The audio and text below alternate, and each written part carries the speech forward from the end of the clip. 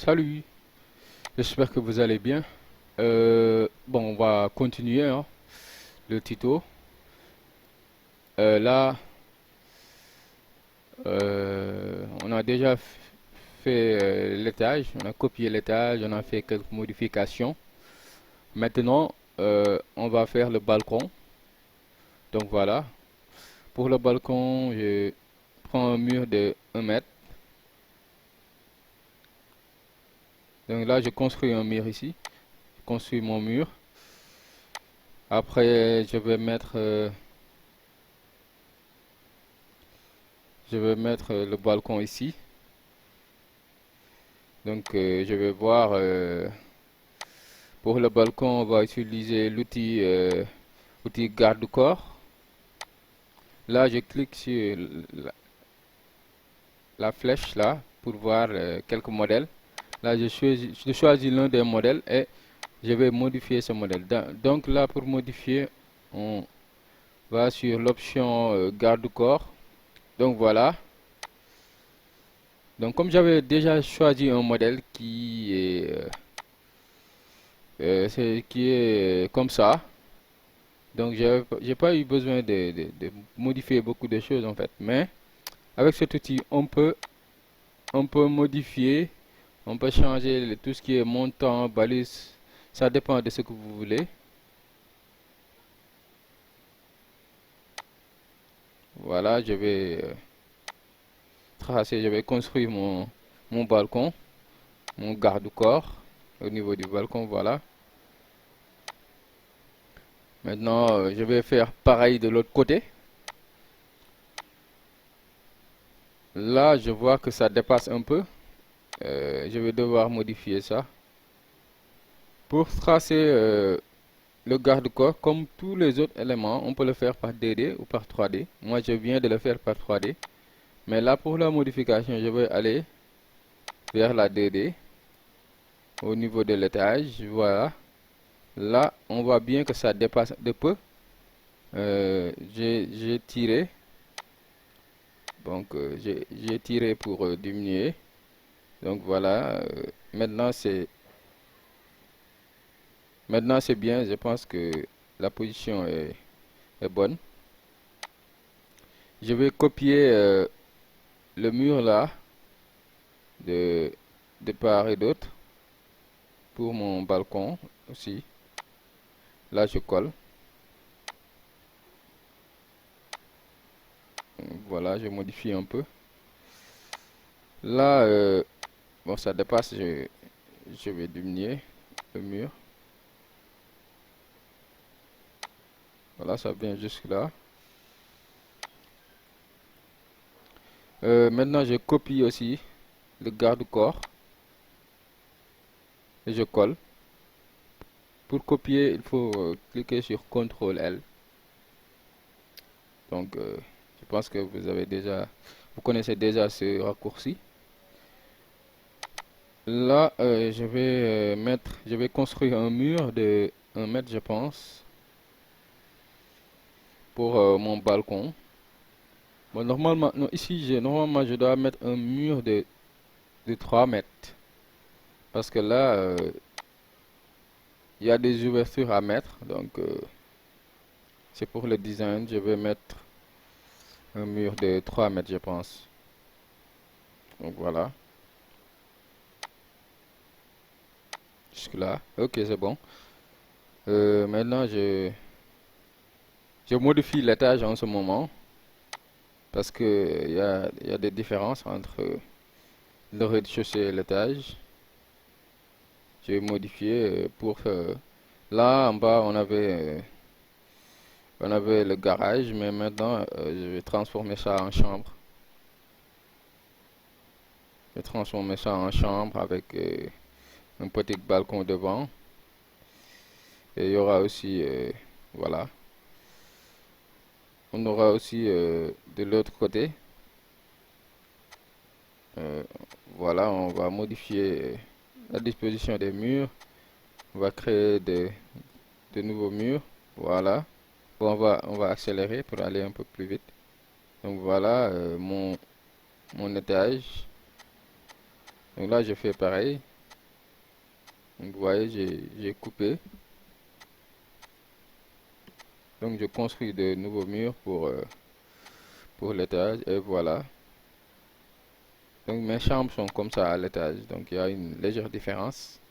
Pour avoir des chambres encore plus grandes, c'est pour ça que j'ai opté pour ça. Donc maintenant, là, je vais devoir mettre des petites ouvertures pour le design, pour avoir quelque chose de plus designé, quoi. Sinon, ça sera un peu trop plat. Donc voilà. Là, je vais utiliser l'outil fenêtre parce que je veux faire des ouvertures vides, quoi. Donc là, je pourrais utiliser, je pense, l'outil porte ou l'outil fenêtre, mais là, c'est mieux d'utiliser l'outil fenêtre. Voilà, c'est ça que je veux faire, ces ouvertures-là. Vous voyez, ça c'est le plan AutoCAD en PDF. Voilà. Maintenant, je vais faire ces mêmes ouvertures sur Archicad. Je vais sur Fenêtre. Je descends. Ouverture fenêtre vide. Donc, vous voyez. Là, je viens ouverture rectangulaire. La hauteur allège, je mets 0,60, je pense que ça ira. Donc, voilà, 0,50. Là, pour la hauteur, je vais mettre 3 par 2. 1,60, ok, 1,60. Après, je vais modifier, c'est pas grave. Ça dépend. 80, c'est beaucoup, hein. Je pense que je vais mettre 0,25. Voilà, c'est bon. Là, je mets les ouvertures, quoi. Voilà, je place. Voilà, je les place. De façon approximative, hein.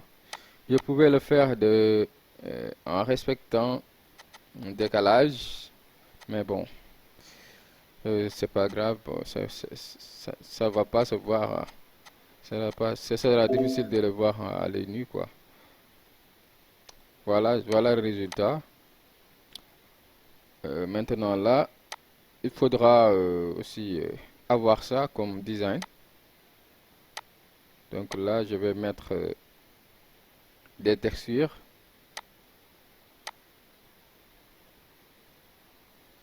Là, je vais mettre des textures pour avoir une différenciation au niveau de mes textures.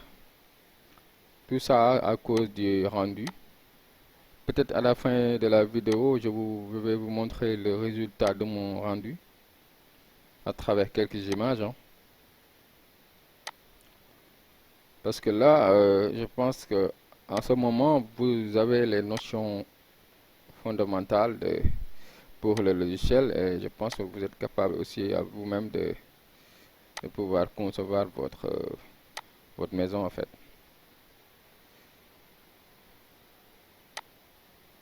Voilà, j'aime bien, j'aime bien cet appareillage PR, je vais l'utiliser. Voilà. Ça, comme j'avais dit hein, dans le tuto précédent, moi je fais pas le rendu sur Archicad. Donc c'est pourquoi j'utilise n'importe quelle texture juste pour différencier les textures en fait.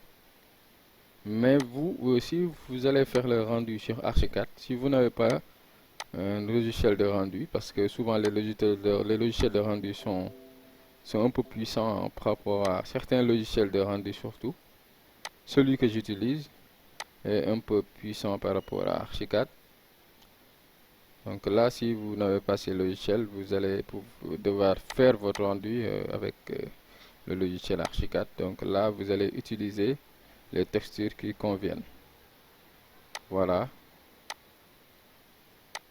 Donc là, normalement, on doit mettre des fenêtres et tout. Voilà, je pense que maintenant, vous savez comment on fait un balcon et tout. Voilà. Là, je change un peu la texture pour créer une petite différence. Voilà. Donc, si vous voyez comment j'ai fait la peinture, vous voyez que c'est pas parfait. Mais pour moi, c'est pas grave. Mais avec vous, vous devrez faire parfaitement la peinture, c'est-à-dire faire en sorte que il n'y a pas de... Voilà, vous voyez que ici on a du marron, et ça c'est pas normal. Donc là, il faudra corriger ça. Mais moi de mon côté, c'est pas grave, parce que moi je vais le corriger après, lors du rendu, quoi, avant de faire le rendu. Donc voilà, j'espère que vous avez appris quelque chose à travers cette vidéo. Je vous donne rendez-vous pour la prochaine fois. Je vous dis peace, I'm out. Vous étiez sur Génie SN. Ciao.